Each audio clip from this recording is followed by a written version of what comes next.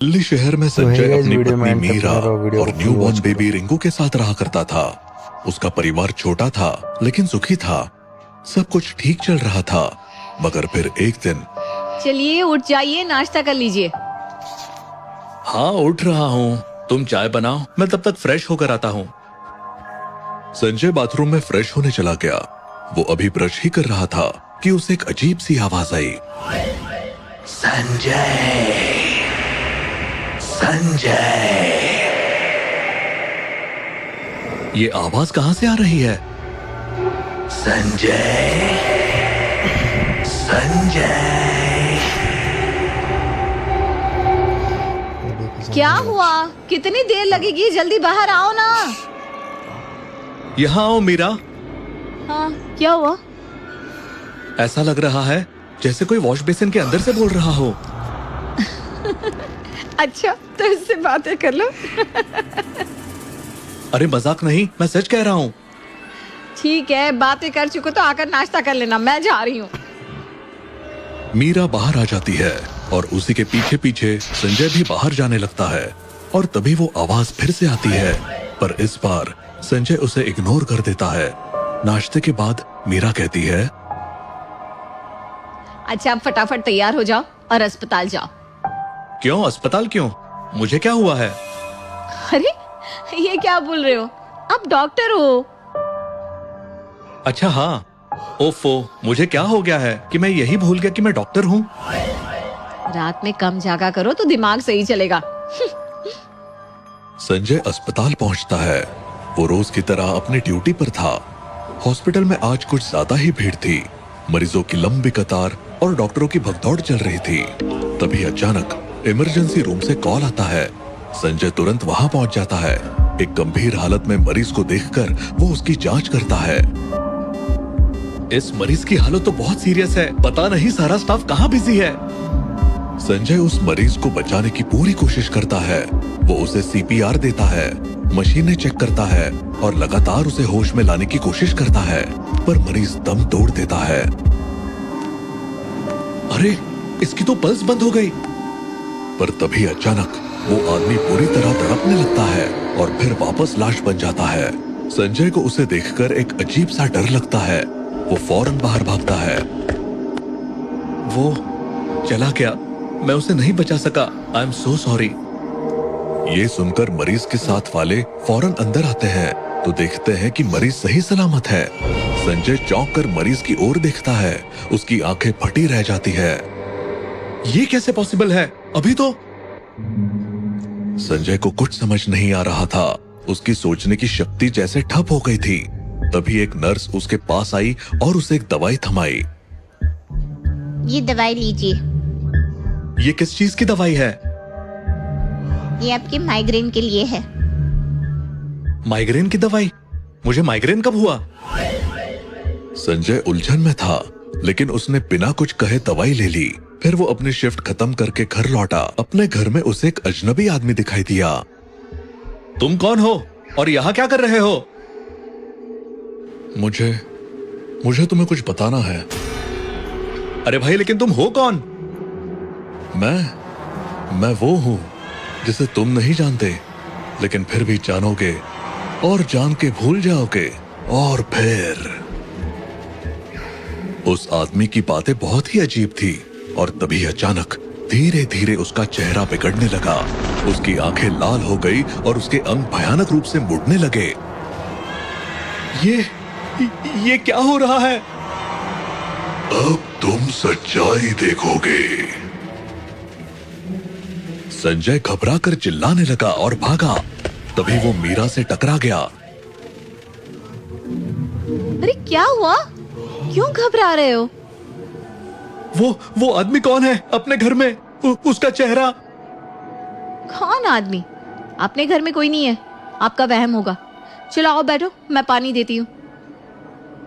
उस वक्त तो सब ठीक हो गया, लेकिन फिर रात हुई। संजय और मीरा अपने कमरे में सो रहे थे। अचानक संजय की नींद खुली। उसने देखा कि उसका न्यूबॉर्न बेबी रिंकू उसे घूर रहा है। रिंकू, ये क्या हो रहा है? संजय धीरे धीरे उसकी ओर बढ़ने लगा, लेकिन अचानक रिंकू बिस्तर से खड़ा हो गया और चलने लगा। ये दृश्य बेहद डरावना था। बच्चे की चाल बड़ी एबनॉर्मल और डरावनी थी, जैसे कोई अननोन फोर्स उसे कंट्रोल कर रही हो। ये क्या? 2 महीने का बच्चा चल कैसे सकता है? तुम्हारा अंत निश्चित है, तुम नर्क में चलोगे।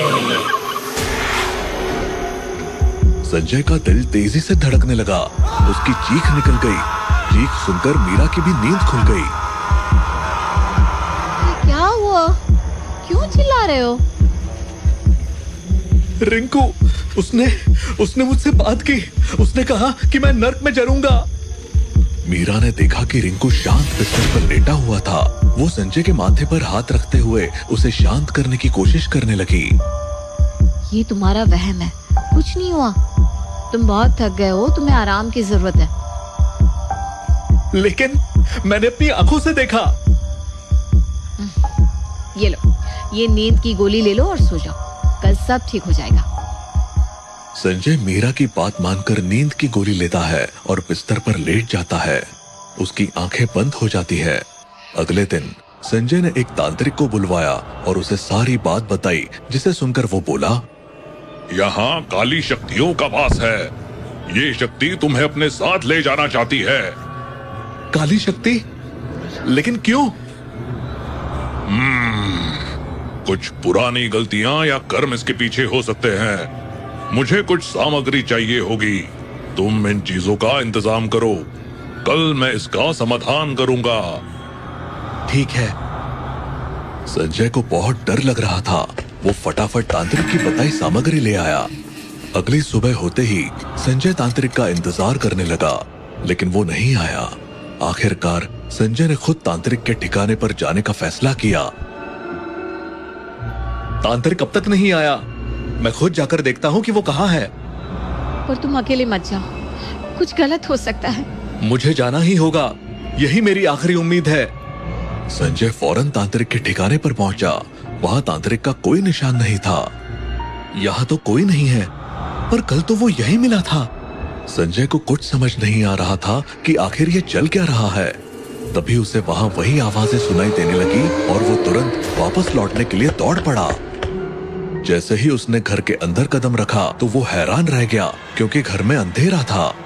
उसने लाइट जलाने की कोशिश की, लेकिन लाइट नहीं जली और अचानक बहुत सारे काले साए उसे चारों ओर से घेरने लगे। उसके दिल की धड़कन बढ़ने लगी। अब तुम भाग नहीं सकते, अंत करीब है।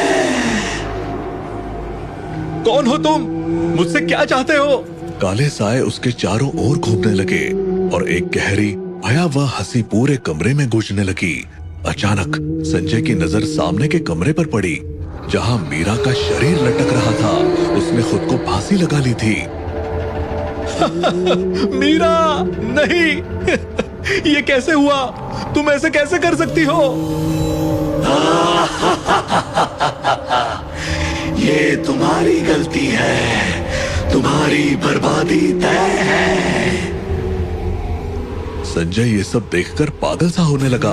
तभी साए और भी नजदीक आ गए और उसे पकड़कर खींचने लगे। उसने महसूस किया कि वो उसके मुंह में खून डाल रहे हैं। नहीं, मुझे छोड़ दो। मेरे साथ ही क्यों कर रहे हो? ये तुम्हारी सजा है। तभी अचानक संजय ने देखा कि उसके शरीर में सुइयां चुभाई जा रही थी। हर सुई के चुभने के साथ दर्द और गहरा होता गया। उसकी चीखें अब कमरे की दीवारों से टकरा रही थी, लेकिन कोई उसे बचाने नहीं आया। रुक जाओ, मैं अब और बर्दाश्त नहीं कर सकता।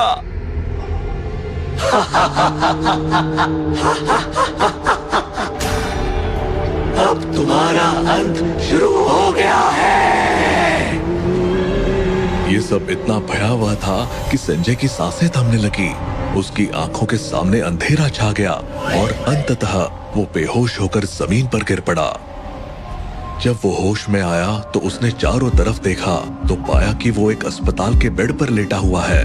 कमरे में कुछ डॉक्टर और नर्स खड़े थे। संजय जी, अब आप ठीक हैं? सब कुछ सामान्य है। मैं यहाँ कैसे पहुंचा? क्या हुआ था मेरे साथ? तभी मीरा कमरे में आई, जिसे देखकर संजय ने राहत की सांस ली। तुम अस्पताल में हो संजय, सब कुछ ठीक हो गया है। अस्पताल?